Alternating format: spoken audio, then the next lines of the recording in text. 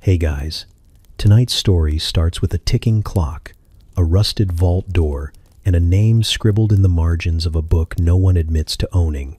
You followed a paper trail through history's attic, past revolutions, stock crashes, and dusty cigar smoke. And at the center of it all, one family with fingers in every ledger and eyes that always seem to know what comes next. Not kings, not thieves, something older and much, much wealthier. But before you get too cozy, take a second to gently tap that new hype button YouTube just added. It really does help little guys like me push through the algorithm. And be sure to like the video and subscribe. But only if you genuinely enjoy this strange little corner of quiet storytelling. Drop a comment with where you're listening from and what time it is for you.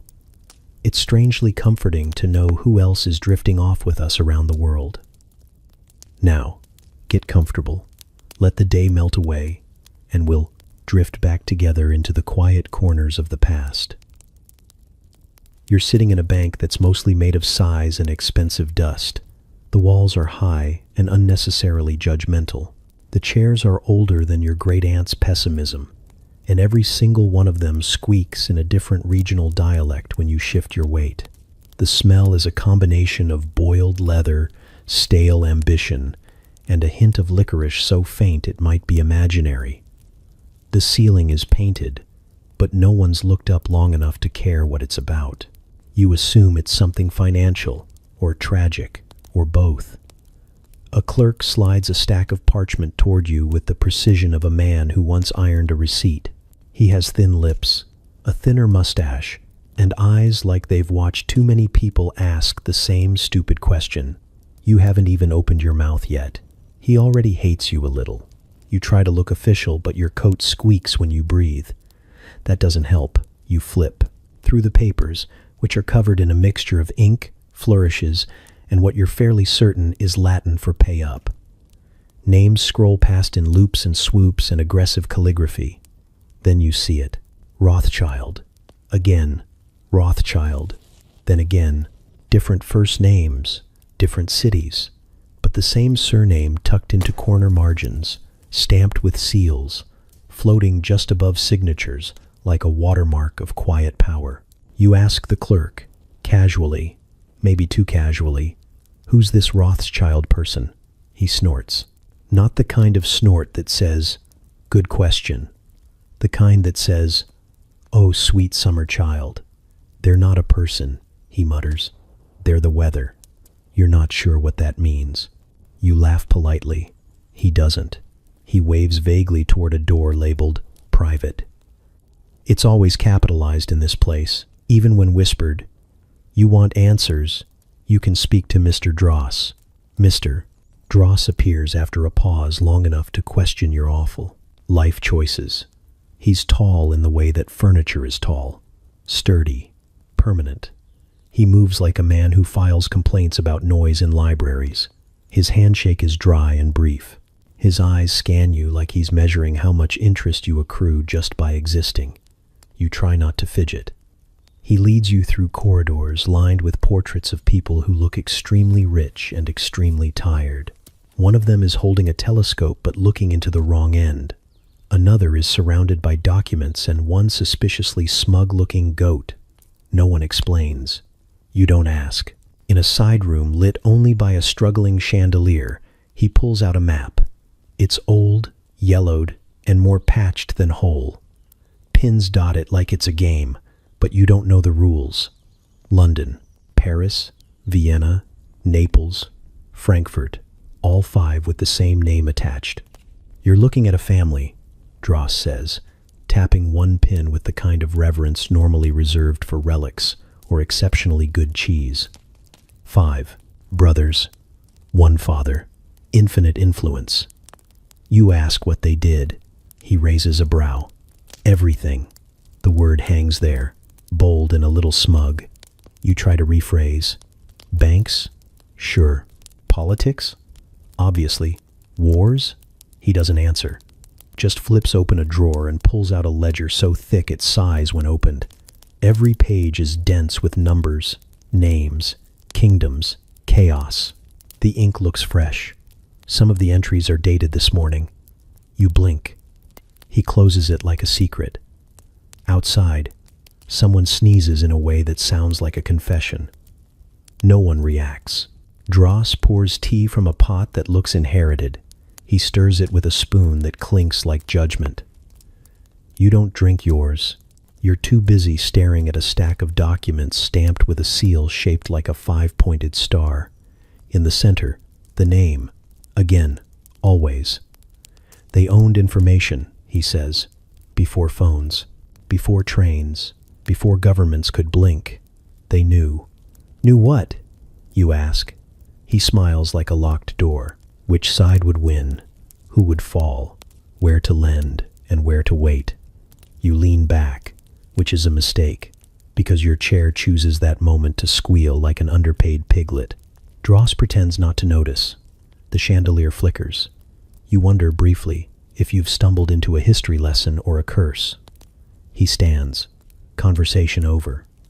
You walk back out into the main room. It feels different now, like the air has acquired a tax bracket. You glance around. The clerk doesn't look up. He's writing something with too much intensity. You think it might be your obituary. You step outside into the cold, clutching a name you didn't expect to matter. The street feels narrower. The buildings lean in just a little. You think you hear the flutter of paper, the click of an abacus, the sigh of someone being bought. The wind smells faintly of old coins and silk. You start walking. Somewhere behind you, a pigeon lands on a windowsill. It's holding a note. You meet Mayor Amschel, Rothschild, in the only way you can meet someone who's been dead for 2 centuries through a portrait painted by a man who clearly feared being billed for every extra brushstroke. The painting hangs in a hallway too narrow for comfort, framed in gilt, dust, and the unmistakable aroma of very old money. Mayor looks down at you with an expression usually reserved for appraising livestock or recently baked bread. There's a smug tilt to his mouth, not quite a smile, more like a receipt you didn't expect. He's wearing a coat. Not just a coat, but a coat. Capital C. The kind of garment that might be made from 12 kinds of wool, half a diplomatic agreement, and something unpronounceable. It has buttons that don't button anything, and lapels wide enough to hide state secrets. You get the feeling it's been passed down like a family relic, or possibly a warning. A plaque beneath the portrait reads, Mayor Amschel Rothschild, founder, followed by some dates and the faint echo of someone clearing their throat in a way that suggests reverence and indigestion. You ask the guide, a man with a monocle he doesn't need, and a cough that implies moral superiority, what Mayor was like. The guide adjusts his waistcoat, inhales with ceremony, and says, he was efficient. You nod, like that explains anything. It doesn't. Mayor started with coins, rare ones, old ones, coins that jingled with secrets and questionable provenance.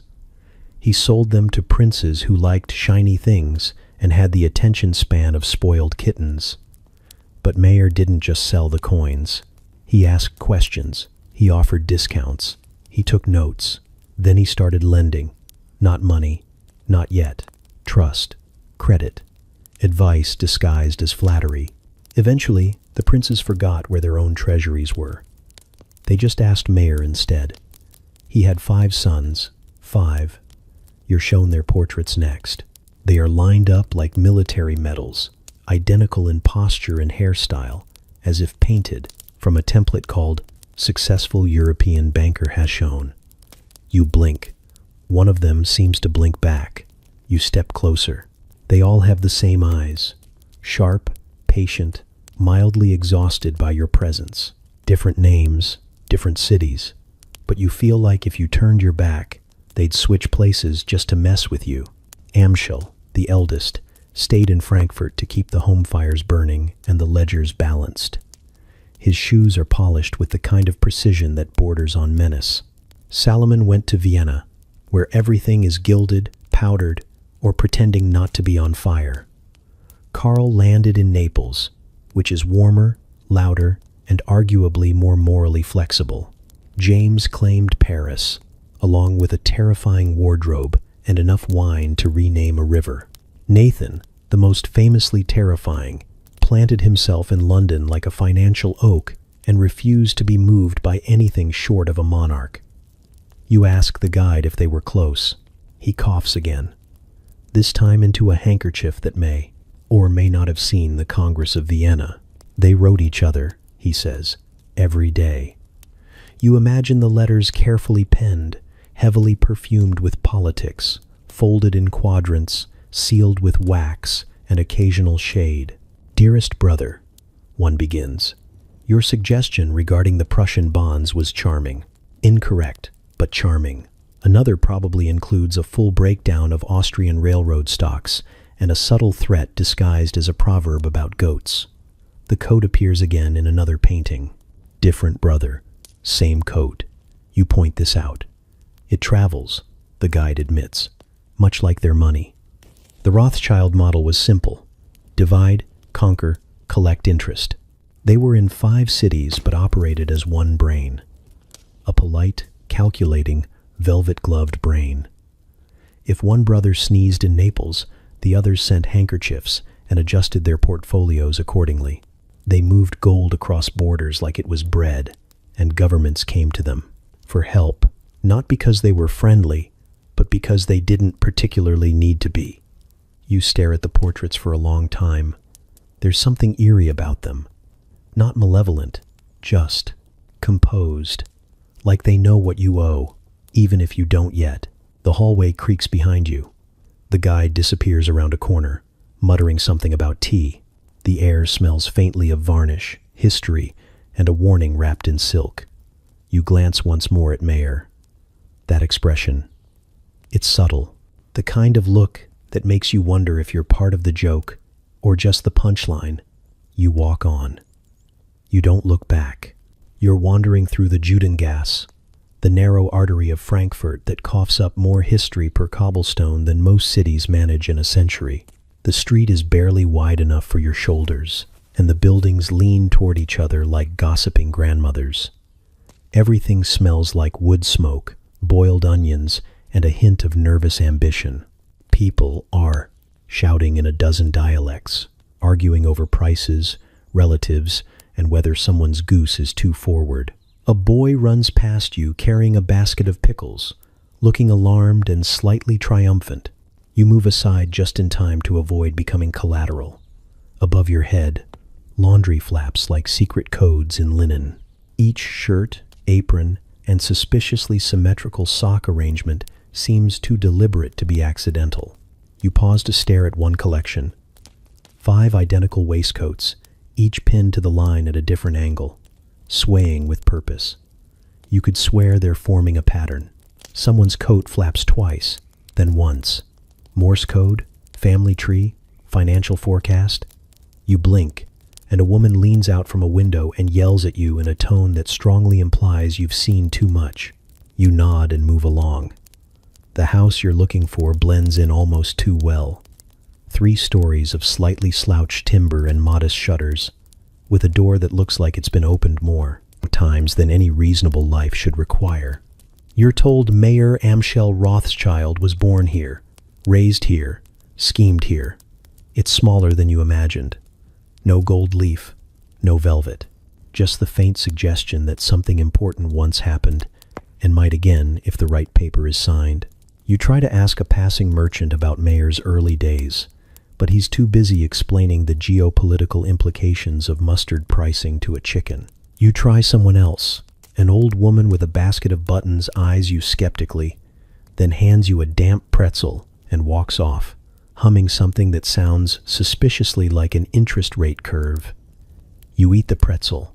It tastes like economics and mild judgment. A man next to a barrel of pickled cabbage beckons you closer. He's got a face like a raisin and eyes that have definitely seen a secret or two. You ask him what he knows about Mayer. He nods slowly, leans in, and says, "He counted faster than anyone I've ever met. Once totaled the tax records of the entire block before I finished sneezing." He pauses. and I'm a professional sneezer. He doesn't elaborate. You don't ask. The deeper into the street you go, the more it feels like the Rothschild myth is stitched into the bricks themselves. Children play games that involve pretend banking. One of them is shouting something about dividends. Another one is crying over a failed merger involving marbles and a stolen apple. You try to follow, but the game changes every 30 seconds, and the rules seem to involve yelling, "Consolidate," at emotionally vulnerable moments. You spot a faded plaque near the old synagogue. It mentions mayor, briefly, like an afterthought. Lender, trader, man of calculation. You wonder how someone goes from weighing coins in a cramped ghetto to reshaping the financial arteries of empires. You suspect the answer involves relentless correspondence, an uncanny talent for negotiation, and possibly something to do with those waistcoats. Someone slams a shutter behind you. It startles a pigeon, who promptly drops a small rolled scrap of paper. You pick it up. It's blank, or maybe written in invisible ink. Or maybe it's just a receipt for something you don't understand yet. You pocket it anyway. You pass a bakery where the bread loaves are numbered, and a fishmonger who appears to be quoting bond yields to a trout. It's unclear whether this is traditional or deeply personal. You try not to stare.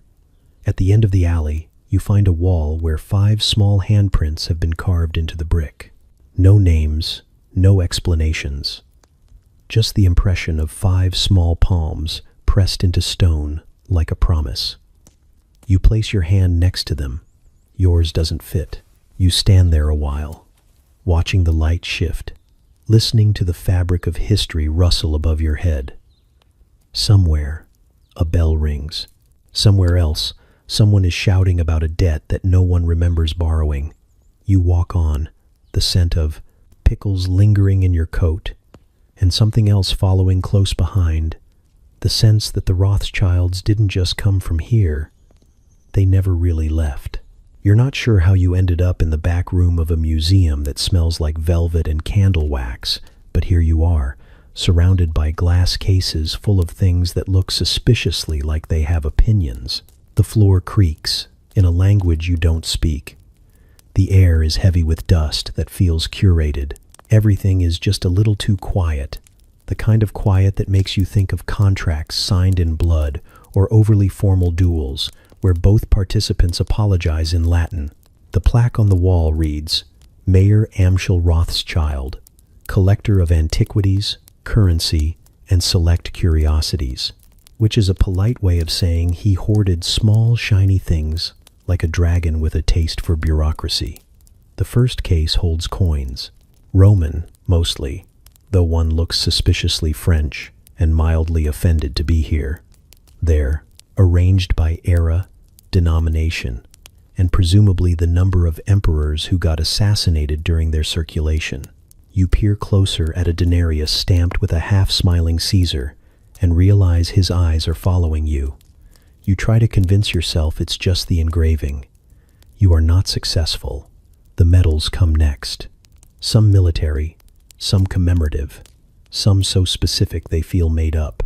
One is labeled, presented for outstanding fiscal diplomacy during the siege of Ulm, which you suspect is code for, bribed the right person at the right time.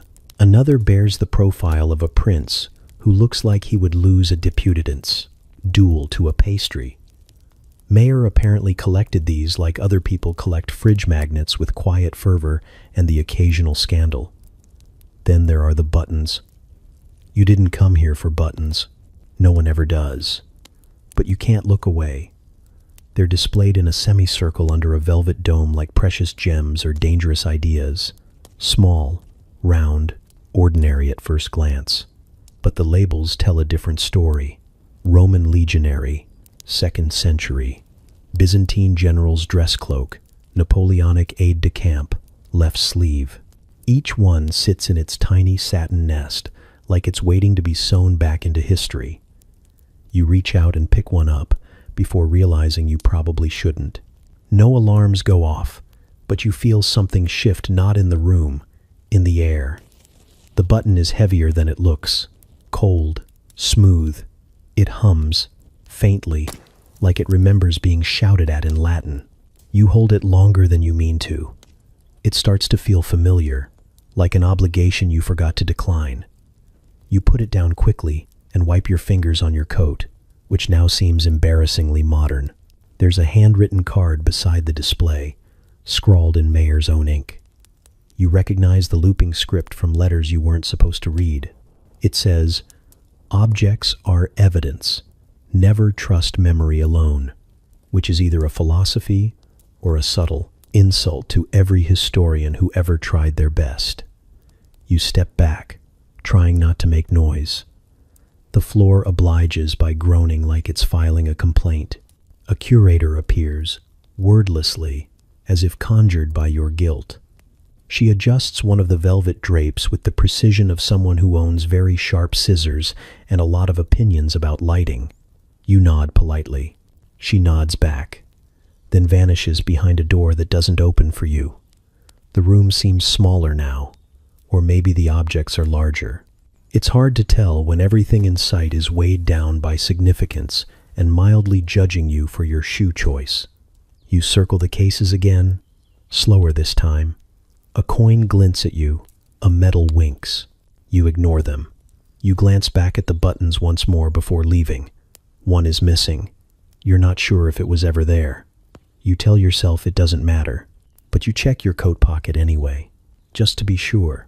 You follow them through cities that hum with old money and newer mistakes. The brothers, 5 of them, perfectly scattered like an elegant spill of dice, each staked a claim in a different corner of Europe, as if the continent were a game board, and they'd memorize the rules before anyone else got a turn. Their letters fly faster than carriages, faster than sense, sometimes faster than truth, stitching a net across empires so fine it looks invisible until it tightens. You start in London, where Nathan has made himself unpleasantly necessary. The sky is a shade of gray that feels less like weather and more like policy. The streets smell of damp wool, horse effort, and a faint metallic tang that might be ambition or just the Thames trying to be relevant. Nathan's office sits behind a door that looks too small for the kind of conversations it contains. Inside, there's the constant shuffle of paper and men who speak in ratios. No one makes eye contact unless legally obligated.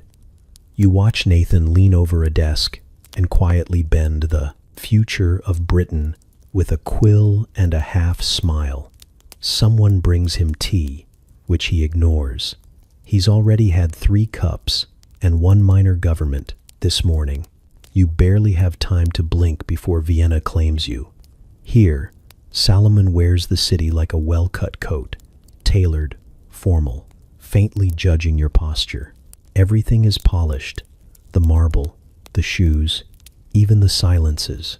Salons echo with waltzes and policies whispered behind fans.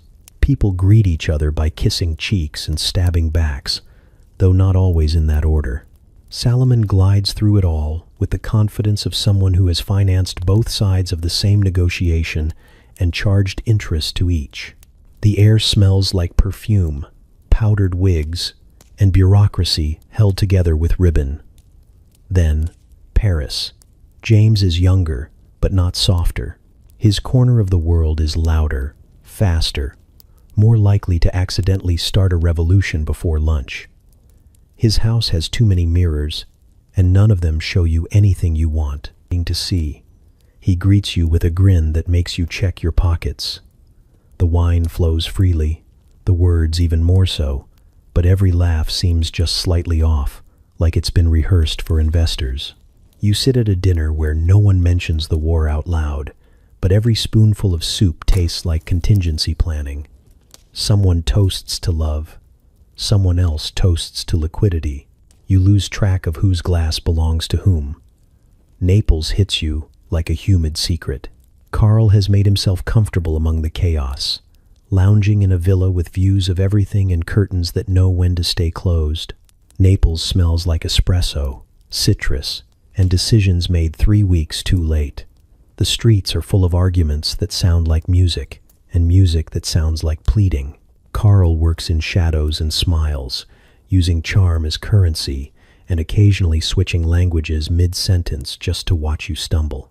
The bank here is tucked behind a bakery and staffed entirely by men who look like they have day jobs as poets and night jobs as smugglers. You ask a question, you're handed a cannoli and a forged shipping document. And then there's Frankfurt again, the root, the pulse. Amschel, the eldest, didn't leave. Someone had to stay behind and water the tree. The house is quieter now, but not silent. Papers still move, deals still hum. He answers his brother's letters with ink that smells faintly of resignation and cinnamon. You walk through the rooms and feel the echo of decisions made too early to be appreciated. He keeps the family ledgers like scripture, bound in leather and fingerprints. Each city leaves a mark. You arrive in each one feeling like a visitor and leave feeling slightly mortgaged. The brothers don't move much, but their influence does, slipping between palaces and parliaments, wearing disguises made of credit and courtesy. You try to keep up, but they are always one carriage ahead, one letter sooner, one coin deeper in someone else's vault. Somewhere between capitals, you start to wonder if they sleep, or if they've invented a sixth brother who handles the resting. You're tired. The kind of tired that settles behind your eyes and sets up a small, well-funded bureaucracy. The kind of tired that smells faintly of bond interest. You keep moving. The brothers are already in the next city, already at the next table, already negotiating the terms of your arrival before you know you're going. London doesn't just rain, it lectures. The streets glisten with judgment, and the fog curls around your ankles like it's checking your credit. You're not sure if the city is welcoming you or quietly appraising your resale value. Either way, you're here. And so is Nathan Rothschild, somewhere between the Bank of England and wherever confidence is minted. Nathan walks like he knows something you don't, and to be fair, he absolutely does. His coat swings behind him with authority, and from time to time, he dips his hand into the pocket and rattles the coins inside like a man reminding the universe who's actually in charge. They clink with purpose. These are not coins for buying lunch. These are coins that rearrange governments. You catch sight of him at the Royal Exchange, barking numbers to men in top hats who nod like their necks are rented. He talks fast, moves faster, and seems perpetually surrounded by a cloud of scribbled notes and people pretending they understand what he just said. He leans into a conversation like he's about to propose marriage or demand collateral. Sometimes both. Someone whispers that he made a fortune in 24 hours betting against his own information. Someone else swears he once bought a railway just to cancel it and spike the bonds. You hear that he carries the price of a medium-sized duchy in his waistcoat, just in case. You don't know what's true, but none of it feels impossible. You trail behind him to a dinner party hosted by a man whose house has more fireplaces than relatives. The silverware is engraved with initials no one explains, and the wine is older than most of the guests. Nathan arrives late, drops his hat onto a servant like it's a stock certificate, and sits down without looking where. The Prime Minister is at the other end of the table, already pale. By the soup course, Nathan has corrected 3 economic projections and adjusted a tariff policy using only a bread roll and a well-timed sigh. He doesn't shout. He doesn't need to. His voice is quiet, clipped, like he's editing the room as he goes. Someone mentions a colonial investment opportunity. Nathan nods once and says something in French that makes a baron choke on his fish. By dessert, the conversation has shifted to opera, but somehow he's still winning. After dinner, he walks alone through the streets, his cane tapping out an irregular rhythm as if even his footsteps are in negotiation. You follow at a safe distance, just in case proximity comes with interest. He pauses once to buy a paper, flips through it with visible contempt, then folds it under his arm like it owes him money. A small boy runs up and offers him a flower. Nathan gives him a coin instead. You don't hear what he says, but the boy salutes and runs off like he's just been promoted to admiral. He disappears down an alley that smells like ink and unpaid taxes, and you think he's gone, until a carriage pulls up beside you and the window rolls down. It's him, somehow. "You look like someone trying to understand," he says, amused. You open your mouth, then close it. He nods approvingly. "Good. Understanding is expensive." He tosses something, a gold coin, old, heavy, worn at the edges, and the carriage rolls off before you can respond. You hold the coin. It's warm. You think about what it's worth. Then you think about what it means. That's the real cost. And Nathan knows it. Behind you, Big Ben chimes like a closing bell. You walk into wood on the night, with your hand in your pocket, and the weight of something that doesn't quite feel like money anymore. You're crouched behind a carriage that smells like hay, ambition, and something deeply Victorian involving liniment. The alley is narrow, the bricks suspicious, and the man across the street has been staring at the same lamppost for 12 minutes, like it owes him a confession. You're definitely not supposed to be here, but no one stopped you yet, which is either a blessing or a very clever trap. Above you, the city murmurs in hushed tones. Footsteps, horses, the occasional expletive in German, and 1,000 secrets trying to pretend they're not. You think you're alone until a soft flutter lands on your shoulder and you freeze like a guilty ledger. It's a pigeon. It stares at you with one beady eye full of purpose. You whisper something polite. It ignores you and drops a tightly rolled slip of paper at your feet like a bureaucratic insult. The script is tight, spidery, and alarmingly precise. It's a stock report from Vienna. You look around. No one seems surprised. Apparently, this is normal. You blink. The pigeon pecks your cheek, not aggressively, more like a judgmental tap. Then it flaps off, trailing a faint smell of breadcrumbs and state secrets. You pick up the paper again. It's real, accurate, dated this morning, which would be impressive if Vienna weren't several hundred miles away and aggressively horse-reliant. You've just witnessed something faster than any royal dispatch, postal service, or well-bribed courier. You've stumbled into the Rothschild information network, and it's covered in feathers. You wander farther down the alley, where a small door opens without being knocked on. Inside, it's quiet. Too quiet. The kind of quiet that's been told to behave. A man with ink-stained sleeves sits at a desk surrounded by wires, scrolls, tiny rolled maps, and more pigeons than seems hygienic. He doesn't look up. "Lost?" he asks. "No, you lie." He whistles sharply, and another pigeon swoops down and drops something into a metal tray. A sealed envelope, marked confidential, which in this case might mean volatile. The man unrolls it, makes a mark in a ledger, and hands the envelope off to a boy who vanishes like he was trained by shadows. "Do you want something?" the man asks. You ask about Rothschild. He chuckles. "Once. It's not kind. They built this," he says, while others were still riding in circles with wax seals. You sit down without being invited. The chair squeaks like it's under surveillance. He tells you about the code books, pages and pages of phrases turned into numbers, numbers turned into nonsense, nonsense turned back into profit. He shows you a drawer full of little metal cylinders, each containing messages that have changed the course of wars, treaties, and at least one marriage proposal involving artillery. Pigeons coo in the rafters above, like tiny, judgmental librarians. You ask how many birds they have. He shrugs. "Enough to bankrupt a small country." You don't ask which one.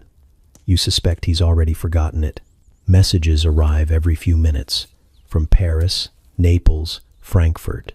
A bird from London arrives in a minor panic, covered in soot and indignation. It drops a message, pecks at a biscuit, and immediately begins grooming itself like a creature who just adjusted interest rates. The man leans in. "Speed wins," he says. "Not strength, not charm. Speed.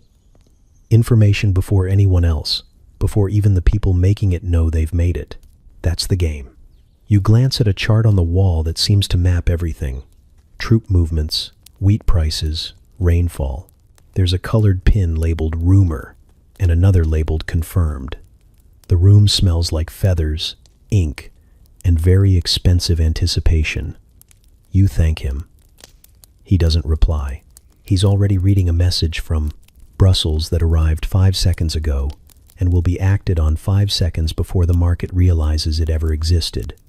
Outside, the city keeps moving like it's in charge, but you know better now. Somewhere above, pigeons fly in silent formation, carrying fortunes in tiny capsules. One of them circles back and lands on your arm. It eyes you once, pecks your sleeve, and waits. You're not sure if you've just become part of the system or if it's already decided what to do with you. Either way, you hold still. The party is the kind where the chandeliers look like they've seen things and the wallpaper costs more than your annual sense of security. Somewhere in a borrowed ballroom near street, James's diplomats mingle with duchesses, and the air smells like citrus, candle wax, and carefully contained betrayal. You're not on the guest list, but you're holding a glass, and that's half the battle. People talk in circles here. No one answers questions directly, and everyone has a cousin in the East India Company. You overhear 4 different toasts to stability, each with varying degrees of teeth. A woman in an emerald dress murmurs something about Prussia, and the man beside her laughs like he's just doubled his portfolio. You find yourself drifting toward the terrace, not for the air, but for the plausible deniability. That's when someone leans in too close and says it quiet, but not that quiet. Bought half the debt, you know, before the ink dried on the defeat. You pause, not sure if you misheard or if the champagne has finally developed opinions. You glance over. The speaker is smiling at nothing in particular, swirling his drink like it's a prophecy. You try to respond with your eyebrows. He shrugs, sips, and vanishes into the crowd like a particularly smug ghost. You're handed another glass.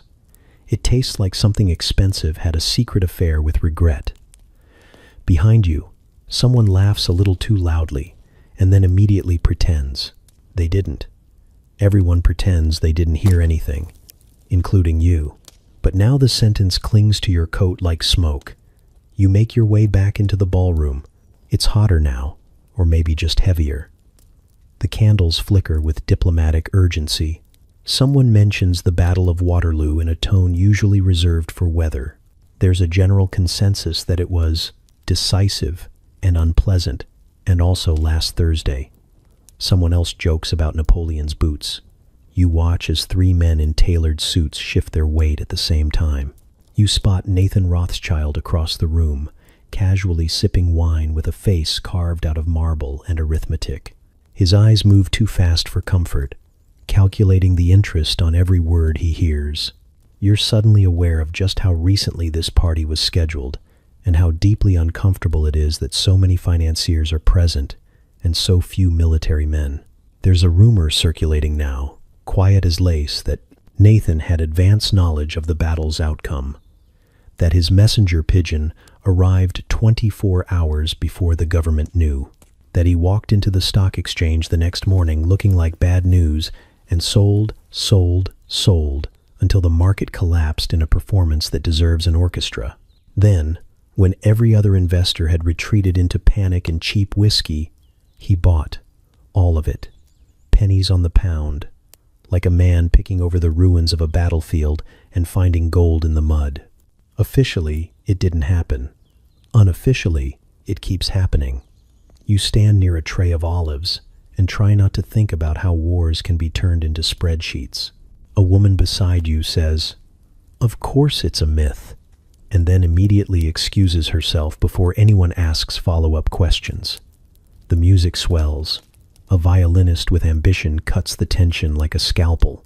You try to catch Nathan's eye, but he's already speaking to someone else, a lord or a ghost, or both. His smile is almost kind, which somehow makes it worse. By the time you leave, your drink is empty, your head is full, and your pockets feel strangely heavy. You didn't buy a single bond, but you still feel owned. The streets outside are calm, like they haven't been informed yet. Somewhere in the distance, a bell tolls. You wonder if it's for victory or debt maturity. Either way, someone already profited, and you're probably holding the receipt. You're seated at a table that appears to have more silver than necessary and more wine than wise. The chandelier above you twinkles like it knows something you don't, which it probably does. It's been hanging over these conversations for decades. The man to your left smells like lemon oil and imperial confidence, and the woman to your right hasn't blinked since the appetizers arrived. Her pearls rattle every time someone mentions interest rates. Dinner begins with soup, a pale golden affair that tastes like melted diplomacy. Someone across the table lifts a spoon and murmurs, "Ah, France," as if the liquid itself carries the weight of revolutions and state-backed default. You try to sip politely, but it dribbles slightly onto your sleeve. No one says anything, but 5 monocles twitch. The fish arrives next, arranged so delicately it feels rude to eat. You cut in anyway and nearly cause an international incident. Prussia. Someone whispers dramatically, as though this trout is personally responsible for the reorganization of Central Europe. You try to nod knowingly. The sauce tastes like military parades and subtle betrayal. You're not sure whether to chew or negotiate. The conversation drifts effortlessly between war bonds, grain futures, and the moral flexibility of sovereign debt. One man recounts how he once underwrote an entire navy by mistake and was too embarrassed to cancel. Another boasts about owning a percentage of a canal. You're not sure which canal. You're also not sure he's joking. By the third course, someone raises a glass to continuity, which is apparently a euphemism for, "We still own most of this continent." Everyone drinks. You do, too. The wine is older than your understanding of monetary policy. A servant appears at your side with a salad so aggressively curated it feels like a museum exhibit. You poke at a particularly judgmental piece of endive while the man across from you explains how debt, properly managed, is really just the art of making other people comfortable with your ambitions. He smiles, dabs at his mouth with a napkin stitched with Latin, and proceeds to explain the difference between moral hazard and polite denial. You consider feigning a fainting spell, but the roast arrives and smells like triumph. "England," someone declares. You assume they mean the meat, though it's unclear if the reference is culinary, geopolitical, or psychological. You try not to look directly at the gravy. It might be planning something. Dessert is delicate, unnerving, and covered in gold leaf. "The Pope," the hostess announces, without a trace of irony. You're not sure if she's referring to the cake, the debt, or the guest at the far end of the table who hasn't spoken, but whose ring everyone keeps kissing. You take a bite. It tastes like sanctified sugar, an implied obligation. As coffee is poured, the table relaxes the way a wolf pack might after agreeing not to eat each other yet. Contracts are slipped into conversation like compliments. No one raises their voice. No one ever needs to. The real power here is woven into the silence between the courses. You realize you haven't used half the cutlery provided, but at this table, every fork has meaning. One is for salad, one is for fish, one is for gently nudging nations toward fiscal compliance. You reach for the wrong one and are met with a soft cough from your neighbor that manages to feel legally binding. By the end, you're full, confused, and carrying the distinct feeling that you've accidentally co-signed a naval fleet. A toast is made to long partnerships, which you suspect translates to, "Your grandchildren will still be paying for this." Everyone claps politely. Someone's monocle falls into their wine. You step out into the night with a stomach full of metaphors and a receipt written in 4 currencies. The air smells like cigars, ink, and legacy. You're not entirely sure what just happened, but you're fairly certain it will be very difficult to undo. The drawer is in a desk that's too ornate to sit at and too haunted to ignore. It creaks open with the sound of old decisions and freshly ironed consequences. Inside, Letters. Dozens of them, possibly hundreds, tied with ribbons that look like they used to be stern. The paper is crisp, expensive, and smells faintly of ink, starch, and control issues. You reach in and immediately feel like you've touched something alive. You choose one at random. It's addressed to Nathan from James, or maybe to James from Nathan. Hard to tell.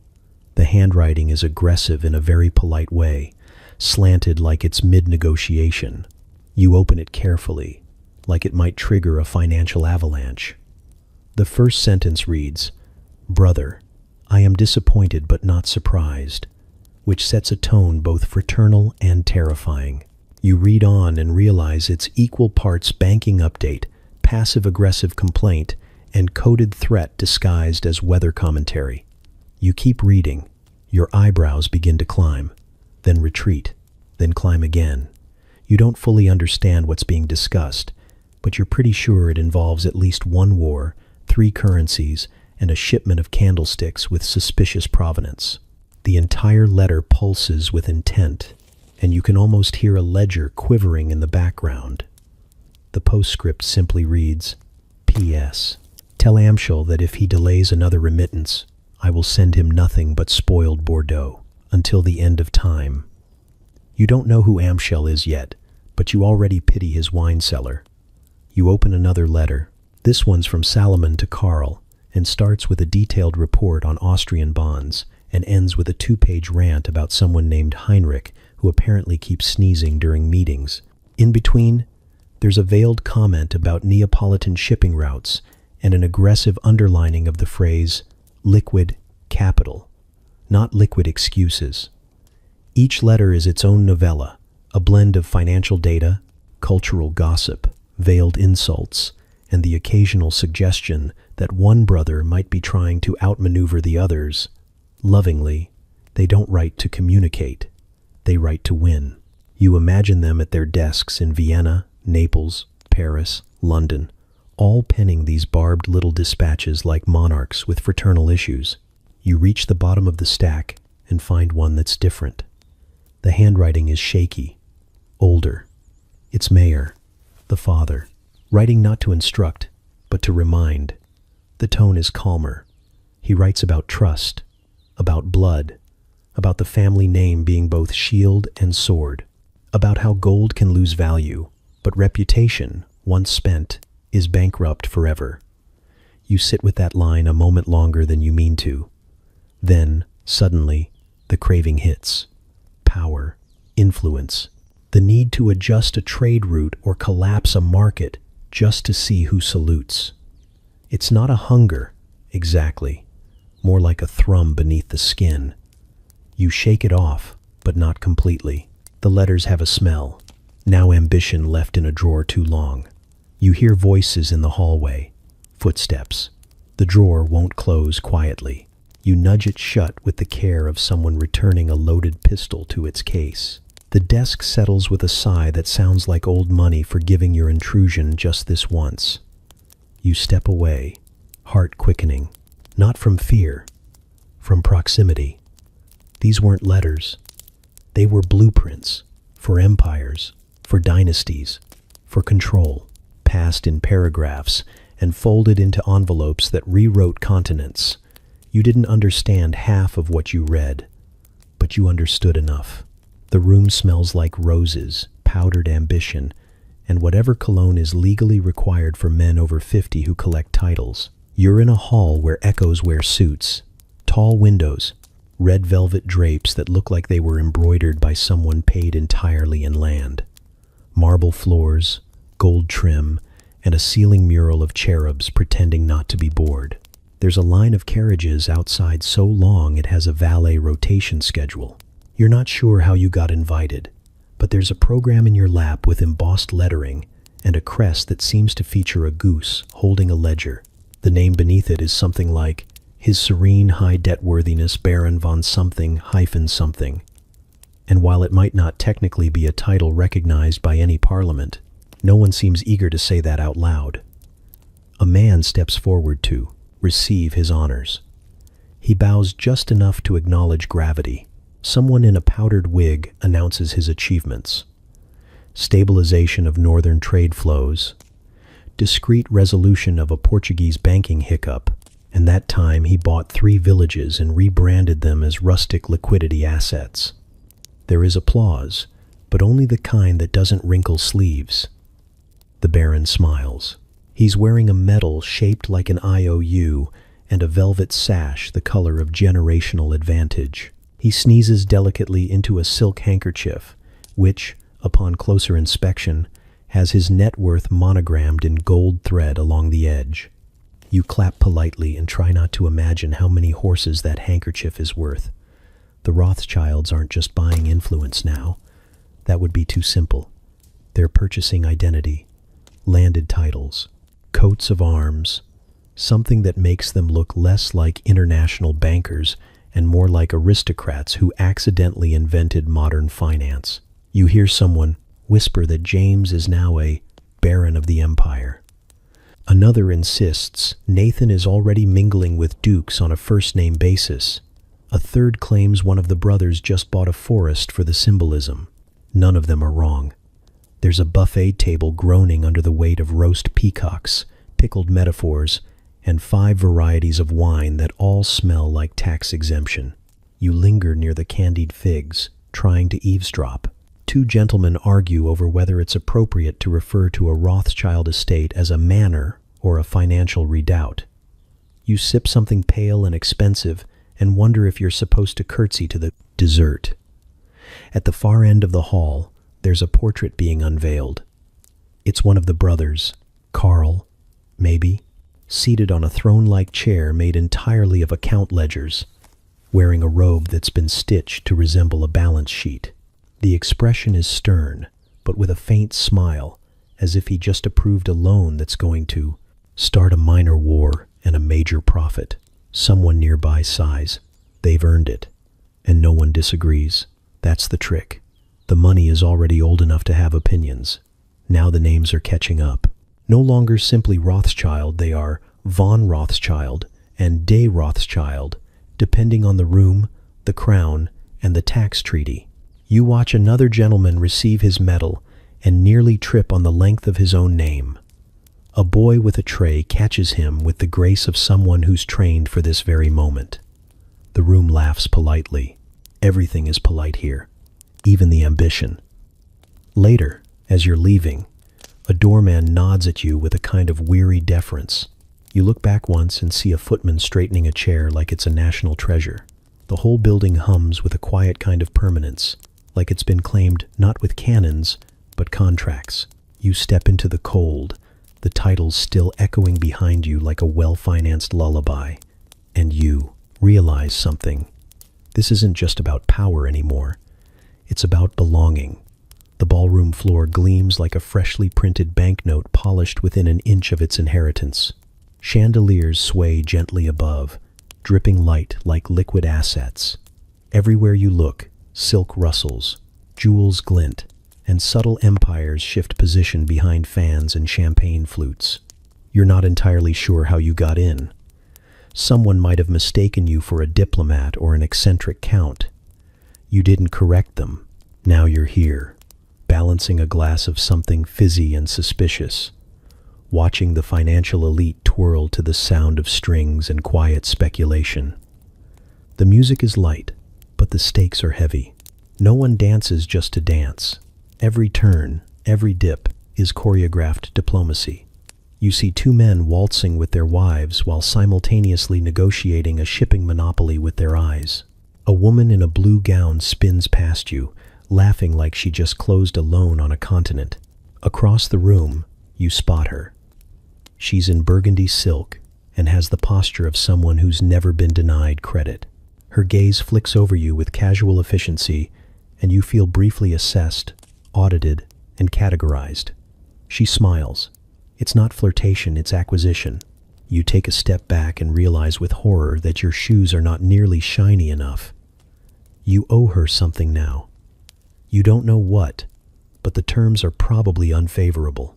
You try to mingle, but conversation keeps doubling back into finance. A man with impressive sideburns tells you about a railway he's funding in a voice like he's describing a child he half-raised and then leveraged for capital. Another insists gold is passé, and the future is in subtle influence. You nod. You have no idea what that means. Someone hands you a pastry shaped like a small nation-state. You eat it without asking questions. The Rothschilds are here, of course. Not all of them, you assume they take turns, appearing at these things like a royal family with a diversified portfolio. Tonight, it's James. Or maybe Carl. You can't be sure. They have that Rothschild look. Sharp suit, sharper eyes, and the demeanor of a man who once bought a mountain just to ruin a rival's view. He isn't dancing. He doesn't need to. He's holding court near a mirror, talking to 3 men and a woman who are all nodding like their fortunes depend on it. They probably do. Occasionally, he laughs a short, efficient sound, like a decimal point snapping into place. You drift toward the refreshment table, which is less a buffet and more a declaration of edible dominance. Gold-trimmed figs, miniature pheasants, something that may be both cheese and metaphor. You eat out of necessity and mild confusion. Suddenly, the music slows. A quadrille begins, and the dancers rearrange like currency across a geopolitical map. Someone asks you to join. You try to decline politely, but are swept in by a gloved hand and the force of etiquette.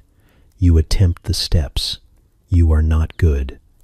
But your partner smiles like your debt just matured with interest, and you realize it's not about grace, it's about presence. You're a placeholder in a ledger, and that's all that's required.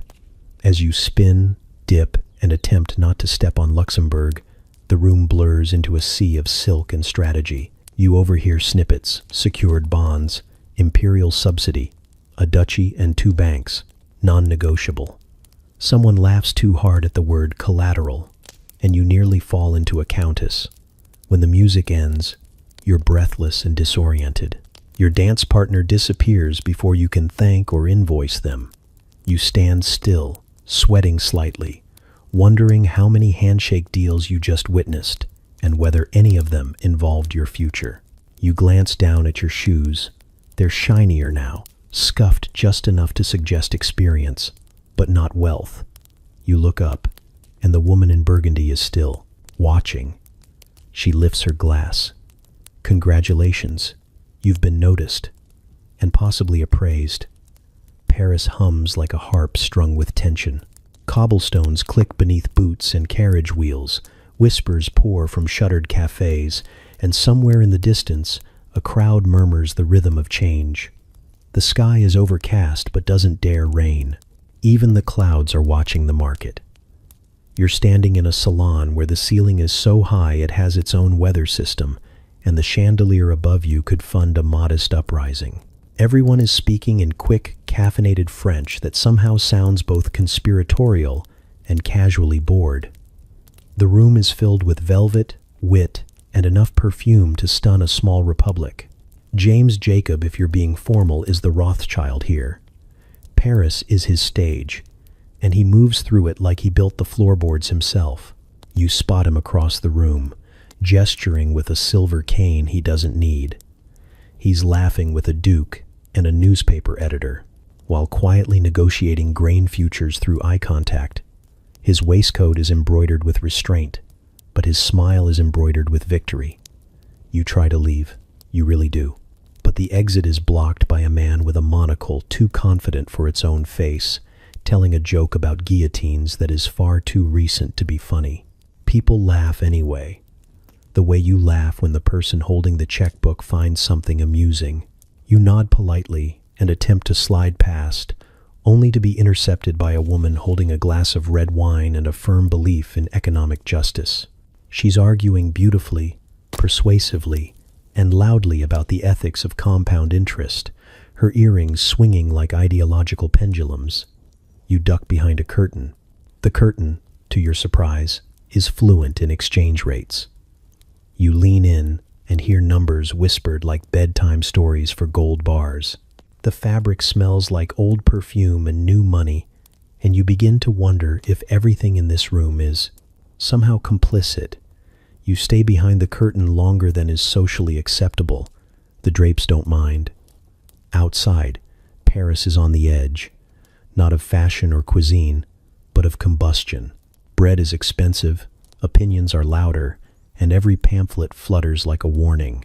The revolution never really ends here, it just changes outfits. And yet, the French Rothschild branch continues to thrive. While buildings smoke, their windows gleam. While crowds shout about liberty, their ledgers whisper about dividends. You finally emerge from the curtain, hoping no one noticed. They did. But this is Paris people pretend not to notice for sport. You rejoin the salon just as someone announces that the Bank of France has blinked. There's a ripple of interest, followed by several discreet scribbles. A man with the nose of a hawk and the posture of a bond market makes a quiet exit, and 4 others follow within seconds. You take a canapé from a silver tray shaped like the Alps and chew, thoughtfully. It tastes like wealth and vague foreboding. The woman beside you starts reciting a poem about inflation. You nod. You think it might rhyme in Latin. Jacob is now at the piano. Of course he plays. Of course it's perfect. The piece is dramatic, a bit stormy, and entirely calculated. You catch him glancing at the room, watching expressions shift like interest rates on a bad harvest. As the evening winds down, someone toasts to stability, which causes 3 people to cough into their gloves. You sip champagne you didn't ask for and realize you've lost all sense of whether you're a guest or a pawn. Later, walking through streets that pulse with lamp glow and the distant thud of barricades being built just out of sight, you wonder how long a family can sit calmly at the center of a spinning coin. You pass a newsboy shouting headlines you can't quite understand. You understand enough. Naples hits you like a sun-warmed slap. The air is thick with garlic, gossip, and a kind of theatrical defiance that makes even the pigeons seem sarcastic. The streets twist like they're trying to hide something, and based on the number of side eyes and unlabeled crates moving around, they probably are. You're told the Rothschild office is just up ahead, housed in what used to be a minor noble's villa, or maybe a former seminary, or maybe both, depending on who you ask and how much espresso they've had. The building itself leans slightly, like it's overheard too much. Paint peels in a way that feels luxurious, not lazy, and the windows are too clean to be accidental. You push open the heavy door and are immediately hit by a draft that smells like old velvet and newer money. The lobby is a strange mix of banking formality and Mediterranean improvisation. Marble floors, grand staircase, and something slithering near the radiator that's either a misplaced ribbon or a local economic analyst. You don't ask. A clerk hands you a clipboard without eye contact. Another nods at you like you've just lost a duel. You hear the sound of quills scratching, papers flipping, and the unmistakable scurry of clawed feet somewhere behind the paneling. At first, you assume rats. Then, you see it. A lizard, long, green, and disturbingly confident, skittering along a ledge with a rolled-up note in its mouth. It pauses, stares at you, then disappears into a vent labeled Accounts Receivable. You look around for someone to confirm this. No one flinches. You wander deeper into the building, through corridors that seem to shift slightly depending on your level of debt. The Rothschild presence here is quieter than in the other cities, more sun-faded, but still powerful. You pass a boardroom where men argue in 4 languages and one dialect made entirely of eyebrow gestures. The walls are lined with oil portraits of people who either invented banking or demanded tribute from it. You stop in front of a door with a brass plaque that reads, Carl. No title, just Carl. Inside, a man in a crisp jacket and suspiciously clean shoes is arranging gold coins into what appears to be a territorial map. He doesn't look up when you enter, just says, Naples isn't Paris. It breathes differently. You nod like that. Makes sense. He finally looks at you, offers a thin smile and a slice of dried fig. You take it because declining food here might be interpreted as war. Carl explains the lizard, unprompted. Apparently it started as a joke, some intern claiming the creature kept entering trade values into ledgers. Then the numbers started making more sense. Now it has a desk, unofficially. They named it Giuseppe. It's been right 3 quarters in a row. You ask if they're serious. Carl shrugs. Better record than half the royal advisors. Later, you're led upstairs, past windows that overlook a city humming with contradictions. Steam rises from street vendors, coins clink in church fountains. And below, on a shaded balcony, a meeting unfolds between a Rothschild assistant and a man with a mustache so serious it must hold a government position. Documents change hands, so do olives. You find a quiet office with a broken fan and a ledger open to a page titled Speculative Assets, Kingdom of Two Sicilies. There are notes in the margin, volatile, potential, and ask Giuseppe. The sun starts to set in thick orange waves.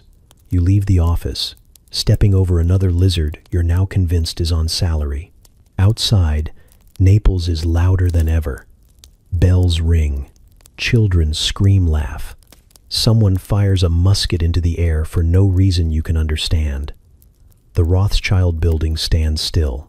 It does not need to shout. It owns the walls the sound bounces off. The auction begins with an overture of coughs, shuffles, and the creaking of too many expensive shoes against marble.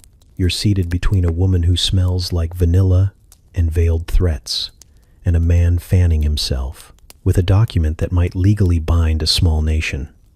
The room glows gold, not metaphorically, but literally. The wallpaper has flakes of it. The chandeliers drip with it. Even the air feels wealthy, like it charges rent for being inhaled. A bell rings once. Bidding commences. The first item is a horse. Not just any horse, but one descended from some royal steed who may or may not have kicked Napoleon. It's sleek, disdainful, and clearly aware it's worth more than half the guests. Bidding starts with coin and ends with a velvet pouch tossed casually onto the stage. It jingles with a confidence that suggests emeralds. You're not wrong. The pouch is opened. The gems glint. Someone claps. You're not sure if it's the buyer or the horse. The next item is a jewel. Oval cut, encased in something unnecessarily baroque. It has a name longer than most treaties. Before the auctioneer can finish saying it, someone raises a paddle and offers 4 Andalusian stallions, lightly, trained. This, apparently, is acceptable. A gavel comes down. You blink. You're not sure if you just witnessed corruption or a really enthusiastic barter system. Beside you, the vanilla-scented woman leans in and whispers, "It's all about liquidity. Horses count."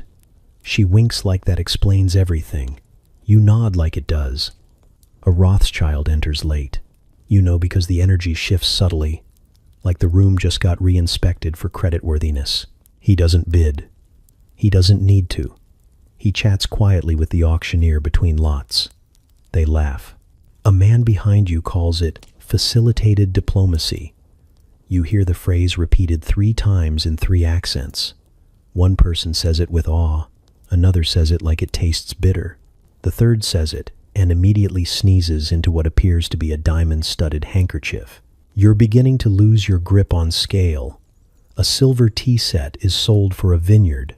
A violin once played for a dying czar is exchanged for mining rights in Bohemia. There's applause after each transaction, but it's polite, almost apologetic, as if everyone's in on the fact that this entire event is more theater than trade. The real deals, you suspect, happen in the hallway, or behind fans, or written on the inside of gloves. At one point, someone tries to auction off a political favor. The auctioneer pauses. There's a moment of theatrical discomfort, followed by several raised paddles. It's sold before the discomfort finishes crossing the room. You sip something bubbly and complicated. It tastes like fruit and foreign policy. You think you spot Giuseppe the Naples lizard perched on a ledge near the ceiling, but it might just be the exhaustion or the lighting. The auction ends with a ceremonial item, a ledger from the early days of the family's empire. Pages thick as bark, ink faded but still legible. Names, loans, locations. It is not for sale. It's held aloft for reverence, not revenue. People bow their heads slightly, like it's a relic or a warning. Outside, as guests disperse into night carriages and rumor, someone laughs too hard at a joke about tariffs. You catch fragments of conversation, collateralized loyalty, strategic stables. Vienna never saw it coming. You walk home with the sense that you've just attended a performance staged in currency. You're not entirely sure what changed hands, but something did. Influence, perhaps. Or maybe just the illusion of it. You pass a fountain on the way back. There's a coin in it. It's emerald.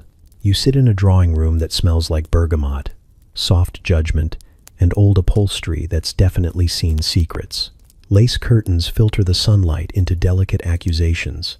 Somewhere, a clock ticks in a tone that suggests punctuality is moral. A maid glides in with a tray of teacups so fine they could double as diplomatic threats, and then they arrive, the Rothschild wives. They do not enter. They arrive. Each one is draped in fabrics that seem to imply alliances. No loud jewelry, just the occasional flash of a brooch that could pay off a province. They smile the way experienced duelists do, charming, but only because bloodstains are hard to get out of silk. One of them gestures to the seat across from her, and somehow you feel both welcomed and cornered. Tea is poured. It smells expensive and slightly dangerous. You reach for the sugar, and three of them clock the movement like it's a test. You leave the sugar alone. The first 10 minutes are pleasant. How are you finding Frankfurt? Isn't the weather unreliable? Have you heard about the Austrian cousin's newest marriage proposal disaster? You answer cautiously, aware that every question is a probe in a velvet glove. You mention that the city seems lively. One woman, Henriette, maybe, nods slowly and says, "Yes, markets do that before they snap." You're not sure she's talking about the city anymore. Someone offers you cake. It is delicate, layered, and frosted with what may be sarcasm. As you chew, the conversation shifts seamlessly from pastries to interest rates. One of the women, spooning jam with the precision of a tax auditor, casually quotes a clause from the London banking charter mid-story about her neighbor's awful hat. You try to keep up. You fail gracefully. They discuss cousins and crown princes in the same breath. One recounts a dinner with a French ambassador where she corrected him on inflation projections using only her salad fork. Another mentions, with a sigh, that the Neapolitan branch still insists on handwriting their ledgers. There is a moment of silence for this inefficiency. You take a sip of your tea and try not to feel like an open ledger yourself. Then come the questions, not aggressive, just insurgical. How long have you been in finance? Do you believe in fixed versus floating interest? What do you think of the political situation in Spain? And asked, with a tilt of the head and a smile that's far too kind, how solvent is your conscience? You answer something about diversification. They nod, but you're not sure if that was the test or just the warm-up. One of them leans in, eyes glinting like she's just shorted a duchy. "Men fight wars," she says, "but we pick the winners." The others murmur their approval. Someone cuts a slice of cake with emotion that could cleave through bureaucracy. They never raise their voices. They don't need to. You can feel the gravity of them. The quiet certainty that if the men run the banks, the women have already balanced the books. Someone brings out correspondence. You see letters in neat, commanding cursive notes on timber rights, marriage alliances, and a curious footnote about moving silver through Bavaria disguised as church donations. You laugh nervously. They don't. Time passes strangely. You don't remember when the teapot was refilled, or when the sun dipped behind. the drapes. But eventually, they stand, gathering their shawls and finishing each other's sentences like synchronized financiers. One places a hand on your shoulder as she passes. It's gentle. It's final. It's the kind of touch that closes a deal without needing ink. When you leave, you realize you've spoken less than 10% of the time, and still, somehow, they know everything. The door isn't labeled. It doesn't creak. It simply allows you through, like it's been waiting, which is almost worse. You're in a hallway beneath a Rothschild estate, though calling it a hallway feels dishonest. It's colder than it should be. The walls breathe slightly. You're already sweating, but only in your palms, which seems like the kind of thing this place would enjoy. At first, it just looks like a wine cellar. There are barrels, dust, a neglected bottle of something French and judgmental. You turn left when you probably should have turned back. That's when the air shifts. Something subtle. A current of knowledge thick enough to trip on. You pass a doorway carved into stone. No hinges, just shadow. You step through and immediately forget what time it is. The room, if you can call it that, is vast, windowless, and lined with shelves that curve inward as though trying to keep secrets to themselves. Books, scrolls, ledgers, maps, receipts, things with brittle spines and terrible memory.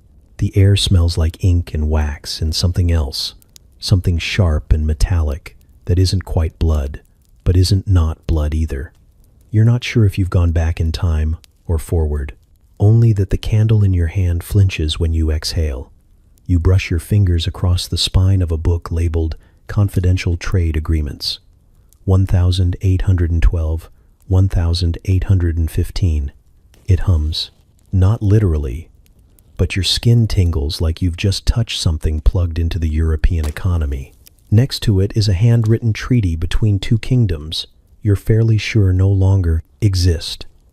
Someone has underlined a clause about water rights in blue ink. It's dated yesterday. That's when you realize nothing here is past tense. You keep walking. A drawer marked collateral, unspoken, is filled with locks of hair, signed portraits, and a single playing card stained with something too dark to identify. Another shelf holds coded messages, most of which are in languages you don't recognize. One is in perfect English and says only, "Tell her the silver was moved at dawn." You don't know who her is. You don't want to. You find a table with an open journal, neat lines, severe handwriting, and a sentence midway down that reads, "Naples remains volatile. Josephine denies knowledge." Lizard confirmed. You close the book slowly. A candle goes out behind you. You turn too fast and the shadows rush in like they've been practicing. The silence is absolute now. You try to retrace your steps, but the shelves seem taller, closer. The path you took no longer exists.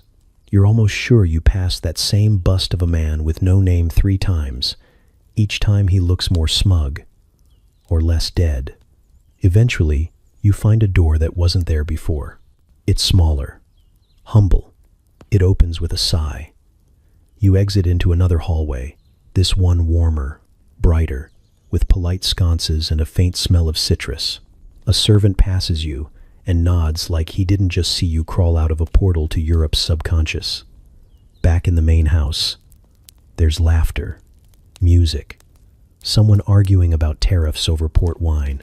You sit down in a stiff chair with an embroidered cushion and try to breathe normally. A woman in pearls hands you tea and says, "Found the library, did you?" Like she's commenting on the weather. You don't answer. You just sip and listen as the party carries on. Somewhere below, the candle relights itself. The first time you hear it, it slips in behind a joke. A too casual aside at a dinner table, laced with wine and laughter and something acrid underneath. You smile, because everyone else is smiling, but your throat tightens, like it knows what's coming. Someone lifts a glass and says, "Well, of course they control everything, and no one corrects them." The chandelier flickers. You try to chalk it up to ignorance. A badly worded sentence, a lazy shorthand. But the second time, it's less casual. It arrives in pamphlets, posters, speeches with too much applause in the wrong places. The word Jew is spoken like a diagnosis. The name Rothschild is spat like it should be washed out with soap. And suddenly, history has teeth. You walk through a market in Vienna. Someone is selling caricatures, exaggerated noses, greedy fingers. A cartoon Rothschild clutching the globe like an orange he's about to squeeze dry. You want to tear them all down, but there are too many, and they keep reappearing like mold after a storm. You ask a vendor who made them. He shrugs and says, "People like to know who's really in charge." You want to scream, but the air is thick with false certainty. The family is still building, still financing railroads, schools, hospitals, opera houses. There's a scholarship named after Mayer in Frankfurt that sends poor students to university. There's a housing initiative in London that keeps hundreds warm through winter. In Paris, someone shows you a letter from a Rothschild lobbying for Jewish emancipation laws, written in ink that smudged because he was writing too fast, too urgently. But it doesn't matter. Not to the ones who've already decided. You sit in a salon and listen to two men debate whether Jews should be allowed to own property, while drinking brandy purchased with interest from a Rothschild bond. You excuse yourself before you throw up. A woman stops you on the stairs and says, "It's just politics. Don't take it personally." You want to ask how exactly you're meant to take it. You see the danger in the simplicity. One name, one family, one scapegoat. It's easier than facing the chaos. Blame is a balm for uncertainty, and money always looks suspicious in the wrong hands, especially when those hands aren't the ones people were taught to trust. You try to speak up at a gathering, mention the philanthropy, the economic contributions, the decades of quiet support behind revolutions and social reform. But someone cuts you off with a knowing smile. "Ah," they say, "you're one of them." You're not. But that doesn't seem to matter anymore. The Rothschilds don't stop. They host dinners, fund research, push quietly against the rising tide. But you can see it on their faces, in their posture, the weariness behind their eyes. It's not just unfair, it's corrosive. You hear a boy on the street call someone a Rothschild as an insult. He can't be more than 8. The word is already a weapon in his mouth. Later, you're handed a letter. It's from Salomon Rothschild to a minister who threatened to revoke Jewish banking rights in Austria. It's calm, eloquent, devastating. He writes, "If I am not your equal in faith, I hope at least to be your equal in contribution." You fold it carefully and feel your chest tighten. That night, you walk past a cathedral. Someone has scratched the Star of David into the stone, surrounded by coins drawn in chalk. A child is tracing them with a stick, humming, and all you can do is keep walking, teeth clenched against a silence that feels older than money.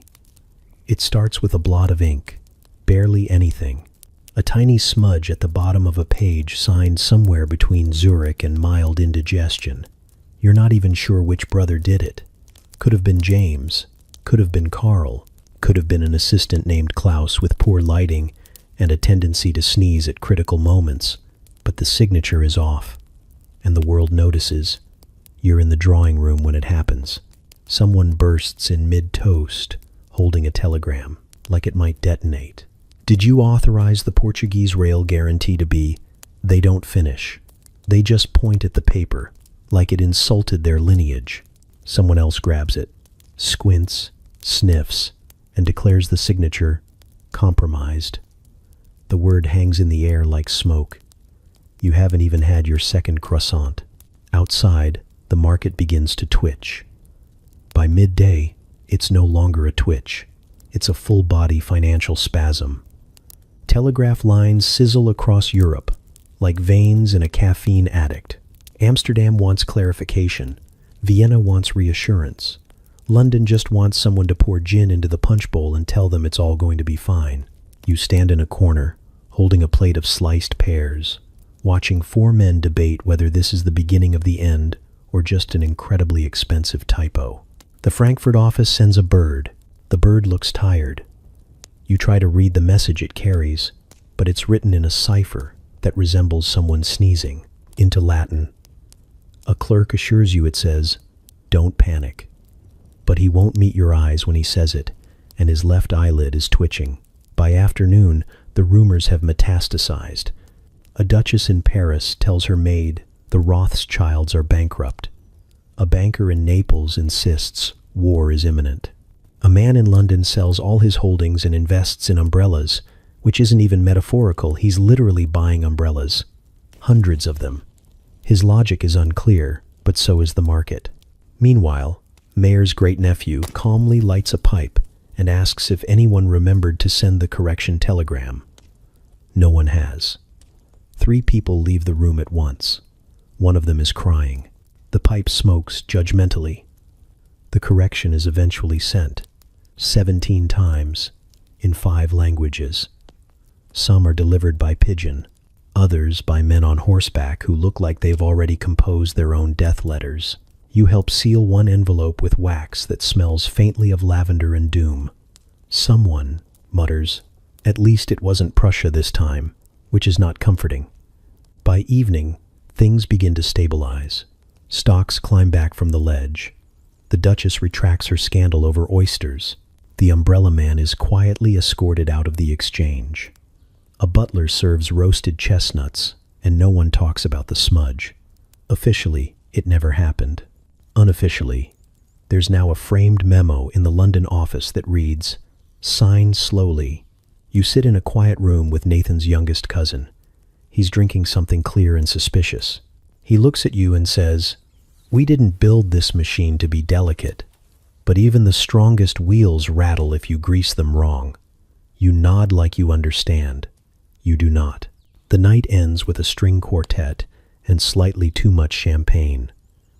Everyone pretends the day was just another Tuesday. You stare at the blot on the telegram in your pocket and wonder how much power a few millimeters of ink can carry. The answer, apparently, is most of Belgium. Someone proposes a toast to clarity. No one laughs. The invitation arrives on paper so thick, you mistake it for a cutting board. Gold embossed, perfumed with something that smells faintly like inheritance and slightly like cinnamon. You half expect the paper to whisper to you. Instead, it just says dinner, 7 o'clock. Do wear something serious. You arrive early because you thought there might be a coat check. There isn't. Instead, a man in tails silently removes your jacket and replaces it with a glance that evaluates your shoes and quietly recalculates your social value. You follow the sound of cello music through a hallway so long you start to wonder if the Rothschild estate is shaped like a regretful snake, or maybe a well-fed one. The dining room is cathedral-sized, but warmer. Probably the wood paneling, or the fireplaces, or the fact that the chandelier is giving off actual heat and not just judging you from above. Around the table are at least 4 people you've seen in newspapers, and one you recognize from a diplomatic scandal involving a treaty, a goose, and too much Madeira. No one introduces anyone. They all already know each other. Someone you think might be the finance minister of Belgium is laughing too hard at a joke about tariffs. Next to him, a woman with a title too long to pronounce is sipping champagne like it owes her money. You sit next to a man who doesn't blink and smells faintly of gunpowder. His cufflinks are tiny globes. He doesn't speak, but you get the sense he could end a war with a nod. The food arrives in silence. Silver domes lifted in perfect synchrony. You're handed a menu printed on what might be pressed silk. The first course is seasonal equilibrium. It turns out to be soup, but it tastes like budget negotiations and distant truffle. Across from you, a Rothschild cousin leans back in his chair like he's about to rewrite fiscal policy. He mentions something about copper, yields in South America, and everyone nods like they've all owned a small mine at some point. Someone makes a casual joke about nationalizing the railway system, The laughter sounds expensive. By the second course, you realize no one is actually eating. They pick, they swirl, they occasionally stab something green with a fork that costs more than your rent. The conversation moves like a chess match played on multiple boards, some of which are invisible and on fire. You try to contribute something about trade. They listen politely, as if watching a child explain taxes. A toast is proposed. It's not to peace or prosperity. It's to continuity. Everyone drinks. You start to notice that certain names never come up. Monarchs are referred to as our distant cousins. Wars are unfortunate investments. Nations are discussed like chess pieces valued, maneuvered, occasionally sacrificed. Dessert is a tower of candied figs and something you suspect might be conceptual art. It's shaped like a collapsed empire. No one comments on it. You try a bite. It tastes like history and orange peel. When the coffee comes, it arrives with a ledger. Not for you, God. No, but for someone 3 seats down who signs it without looking. You see a glimpse of numbers so long they blur. Someone mumbles about coal futures. Someone else corrects them, it's gold now. Or maybe influence. The dinner ends with a quiet nod. No one stands until a Rothschild does. When they finally rise, it's like being released from a very beautiful, very velvet prison. You walk out into the night, full but not nourished. Europe, you realize, might run on constitutions and ideals, but it's lubricated by dinners like these. And you're still not entirely sure if you were a guest or an investment. You're not sure if it's the fog, the violin, or the sheer quantity of velvet. But this funeral feels more like an opera than a burial. The air is thick with incense, mourning, and quiet. A speculation. Somewhere behind you, a bishop coughs into a lace handkerchief, and someone else whispers something about Swiss bonds. You try not to look like you're eavesdropping, but your ears are hungry, and etiquette is on holiday. The casket is mahogany, polished so perfectly you can see your confusion in it. Draped in cloth so dark it might be absorbing light, it glides past you on the shoulders of men whose expressions were carved in marble long before they were born. No one stumbles, no one breathes. There is a rhythm to the procession, like it's been rehearsed by kingdoms. A row of kings follow, actual monarchs, not distant cousins or honorary barons, real ones. You recognize at least 3 from coins. They move stiffly, like grief is something they studied for but never really passed. One of them bows. Another mutters a blessing that sounds suspiciously like a loan condition. Behind them walk the bankers cloaked in black, but still glinting with gold watch chains and understated arrogance.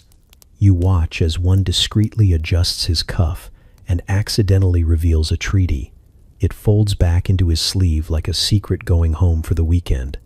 And then there's the goat. No one explains it. No one questions it.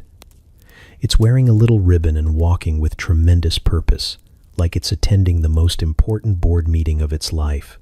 You try to ignore it. You fail. It makes eye contact. You look away first. The ceremony begins in Latin and ends in several currencies. The eulogies are efficient. The brother was brilliant, disciplined, and could calculate compound interest in his sleep. He once financed an army and a hospital in the same afternoon. He negotiated peace between 2 duchies while eating pickled herring and never spilled a drop. You wonder if you're mourning a man or a financial institution. Velvet chairs line the front row, throne-like things, too soft to be trusted. You sit in one. It swallows you whole. A woman beside you sniffles into a black lace veil, and you realize she's weeping into shares of a textile company. You offer a respectful nod. She does not return it. You suspect she outranks you financially and emotionally. A boy begins to sing. His voice is so pure it makes your bank account feel guilty.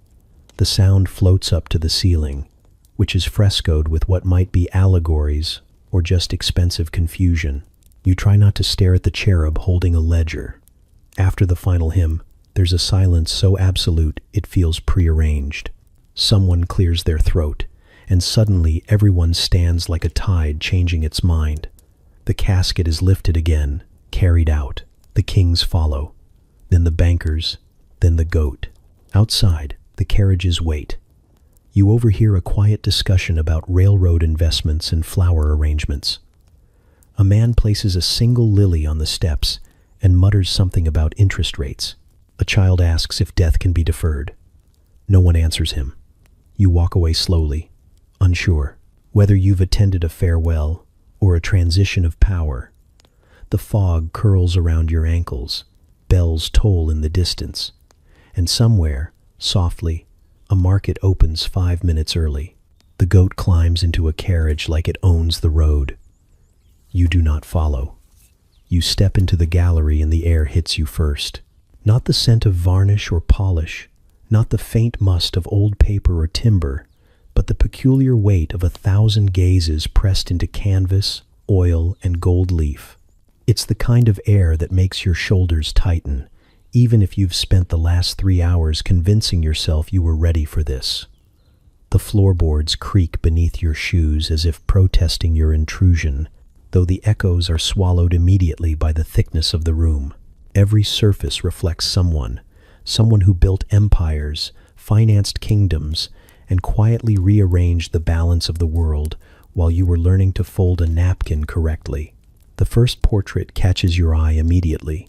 Mayor Amschel Rothschild, staring at you from across the room with an intensity that suggests he remembers every penny ever owed and every promise ever broken, even the ones that never existed. His eyes are dark, almost liquid, with a sharp edge that says he could calculate your net worth before you could even finish blinking. You shift slightly, hoping it's just the angle, but the figure does not forgive slouching. Not today, not ever. Beside him, a painting of one of his sons, possibly Nathan, possibly James. It's impossible to tell. At first glance, leans a little forward in his frame, posture perfect, lips pressed so thin, you wonder if he's sucking in the secrets of the world through them. The portraits form a silent army. Some are seated, some standing, some casually holding objects that are somehow both ordinary and terrifying. A ledger, a quill, a globe balanced precariously on a hand that looks far too steady. Their expressions are uniform, calm, disciplined, and impenetrable. Not a single smile, except perhaps one faint curl at the corner of a mouth that might be amusement or pure disdain. It's hard to be certain. You catch your reflection in the glass of a frame and startle at how small you feel. Your presence seems comically incongruent, like a coin dropped into a fountain reserved for gold ingots. You move further in, careful not to bump a frame, careful not to breathe too loudly. A wall of canvases looms ahead, each one whispering a history you don't understand fully but feel deep in your chest. In one, a young boy counts coins with fingers so precise you imagine he is memorizing them for an eventual empire. In another, a woman arranges flowers, her gaze so steady you suspect she is plotting treaties as she smiles politely at a table she will never join. Each piece carries an authority that is both mesmerizing and terrifying, the kind that makes you wish for a simple wall with only landscapes and sunsets. A hush falls, though no, one has spoken, and you realize the portraits do not just observe, they appraise. You notice tiny details now. The slight tilt of a head that might indicate skepticism, the faint tightening around an eye that seems to track your heartbeat.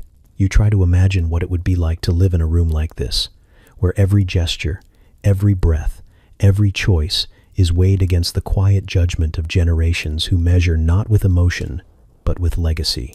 The thought makes your own hands feel clumsy, insufficient. You touch nothing, though every instinct in your body wants to reach for a corner of a frame, test the reality of it. Then you hear it. A cough, subtle, polite, but it reverberates too strongly in the stillness to be ignored. Someone is behind you. You pivot quickly, too quickly, and your foot nudges the edge of a rug, which protests with a sharp whisper of wool. The sound seems exaggerated, amplified by the gallery's heavy silence. Whoever coughed does not speak again immediately, but you feel the shift in the air, a reminder that you are an intruder, a guest, and a minor calculation in a room full of historic figures who do not forgive error. You back toward the door slowly, your eyes flicking from frame to frame. Some of the paintings seem closer now, as if the eyes have leaned in just slightly while you weren't looking. You wonder if one of them just blinked, a faint, deliberate movement meant only for you. You pause. Maybe it did. Maybe your imagination is overactive, or maybe centuries of discipline are finally testing your nerves. You straighten your spine, realizing that the only way out is forward, that a retreat would be noticed even in your absence. The final wall is the heaviest. It is crowded with generations, each face echoing the last, each eye sharper than a ledger line. You realize you know nothing about them personally, yet you feel every expectation they ever set down in ink, every risk they calculated, every empire quietly grown. Your throat tightens. Your hands itch to be empty of the world, to hold nothing, to measure yourself against the weight of these legacies, and fail miserably. The cough comes again, closer this time, and your pulse matches the rhythm of your step toward the door. A final glance backward, a careful inhale, and you take the exit. Behind you, the room is silent once more, still full of eyes, still judging, still alive in a way that is older than money, older than debt, older than anything you will ever be. You step out into the hall, your heartbeat echoing in your ears, the weight of centuries lifted slightly but still palpable. The portraits wait for the next visitor, and you know the eyes will follow, even in your imagination. It is time to leave. You step into the hallways, and the air carries a scent that is both familiar and impossible to place. Old parchment, polished wood, faintly of coffee and ambition. The light is muted, filtered through curtains that have seen it in centuries and decided not to complain about dust. Everything here is enormous, every corridor stretched like it's measuring time itself, and yet you feel the weight of absence more than presence. The empire has shifted. Governments rise and fall. Wars flare and fade like sparks over dry wood. Yet the building itself, walls, floors, ceilings, stands indifferent, stoic, and impossibly full of echoes. The ledgers are closed now, the ink faded in places, but you swear they still hum. It's not a sound you hear with your ears, but one that vibrates in your chest, in the soles of your feet, the careful rhythm of your heartbeat. You walk past the counters where coins once clicked and rolled like a quiet applause. Now they are dusted, arranged with reverence, sometimes catalogued, sometimes left to their own devices. The marble floors beneath your shoes seem to remember footsteps that no longer exist and whisper when you step too heavily. You pause, feeling the years weigh against your body, against your awareness, as if every footfall might be recorded for the record books of ghosts. Portraits line the walls, but they are different here, not accusing, not active, but quiet, patient. Some eyes follow you still, but only when you pretend not to notice. They lean into their frames in ways that feel almost contemplative, like observers of the slow unraveling of a world they once could have steered with a single signature. You stop in front of Mayer's own image. His expression is less sharp than before, softened by the centuries. You wonder if the faint lines around his mouth were ever intended to smile or simply to endure. A room ahead is half museum, half archive. Glass cases hold objects of impossible delicacy. Medals, coins, buttons, quills, carved with such precision, they seem almost indecent in their perfection. You pick up a small token of gold, cold and heavy, and feel the urge to balance it in your palm like a test of gravity. It is not yours, never was, yet it carries the memory of fingers that held it 100 years ago. Fingers that calculated, gambled, and built invisible bridges across the continents. You set it down before it claims more than your attention. The hallways twist like a memory, some corners unlit, others overflowing with soft golden light that doesn't so much illuminate as acknowledge. You hear doors close in rooms you cannot see, and footsteps echo behind you, though you are alone. Somewhere, a ledger sighs. Somewhere else, a clock ticks too loudly. Somewhere a cabinet clicks, as if something inside is shifting, settling, adjusting itself to the rhythm of a world that has long stopped consulting it. You think you catch a whisper of a transaction, half conversation, half dream. A bank opening in Vienna, a railroad extension in Paris, a quiet promise in Naples, and they are all happening still, somewhere beyond your eyes. You move toward a window. The city outside has changed, but the light falls in the same way, slicing across polished floors and faded carpets. A pigeon lands on the sill, unafraid, its head cocked, as if inspecting whether the building still hums. It does. You watch it hop once, twice, then take flight, leaving a shadow that lingers longer than it should. You are reminded that what they left behind is more than walls, more than art, more than wealth. It is a quiet pulse that survives because it must, not because it knows it is admired. The final corridor stretches before you. Dust motes swirl in sunlight like slow, careful dancers. You reach a door marked simply Archives and hesitate. Inside are the papers no one dares open, the ledgers that once shifted the tides of nations. You step closer. The air hums around you. You can almost hear a ledger sigh, the delicate shiver of ink on paper remembering its purpose. It is closed and yet alive. It will outlast your lifetime, and probably yours too. You turn to leave, knowing that you have walked not through a museum but through intention itself, through the residue of genius, discipline, and relentless calculation.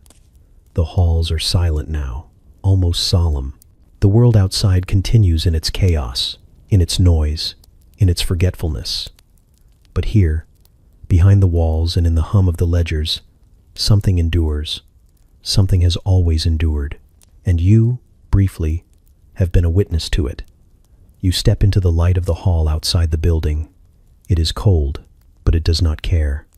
You feel the hum fade slowly behind you, or maybe it follows. You do not look back. It always hums. You wake up with the faint smell of ink and dust clinging to your clothes, the kind of smell that makes you question whether the world is waking up or just remembering itself. The morning light filters through a window that seems older than reason, casting long shadows across a floor you don't recognize, but somehow feel familiar. You sit up slowly, aware of a letter in your hand that wasn't there before. Or maybe it was, and you simply never noticed. The paper is crisp, the edges sharp enough to cut lightly if you're careless, and the ink smells faintly metallic, like coins, long spent but never forgotten. You read the words, once, twice, 3 times. We never left. There is no signature, no flourish, just the statement, simple and insistent, as if it has been waiting for you across decades, centuries, or some measure of time you no longer trust.